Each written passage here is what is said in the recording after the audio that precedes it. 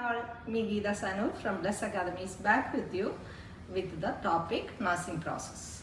So in our last class, we have discussed the first two steps of nursing process. That means assessment and nursing diagnosis. In today's class, we are going to discuss the other three steps of nursing process. That is planning, implementation and evaluation.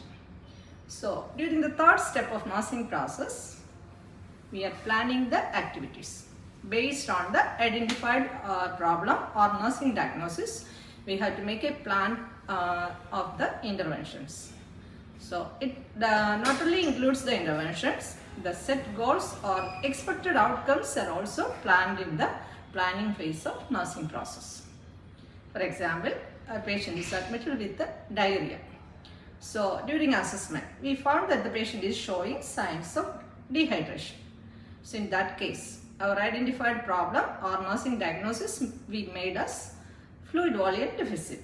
So based on this one, we had to plan the activities. So what are the expected outcomes after implementing the nursing process or nursing interventions? So in that case, we are planning to give IV fluids or we are planning to rehydrate the patient. So at the end of the intervention, we are expecting that the patient will be showing signs of rehydration.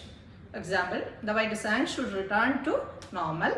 Also, the patient's skin turgor should improve, urinary output should improve, and the capillary return should become normal. So, like that, the expected outcomes are all also planned in the planning phase of nursing process. Now, to meet the expected outcome, what are the nursing interventions we are going to do? This also should be written there in the planning phase. For example, we are going to give IV fluid to this patient with the dehydration. We are going to encourage the oral intake like that. So, this is about the planning phase of nursing process. Now, the next phase, implementation. So, what we are going to do in the implementation phase? The planned activities will be put into action.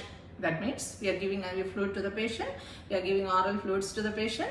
So these are included as implementation phase. Then the last step. So what's the last step? Evaluation. In the evaluation, what we are going to do, we are seeing whether the set goals are met or not. So in the planning phase, we have plans or we have made some expected outcomes. So this expected outcome, whether it is met or not, will be evaluated at the phase of evaluation. For example, we will see whether the patient's vital signs return to normal, whether the patient's urinary output has improved or not, or whether the patient is showing all the signs of rehydration or not. So remember, the nursing process includes assessment, nursing diagnosis, planning, implementation and evaluation. Thank you.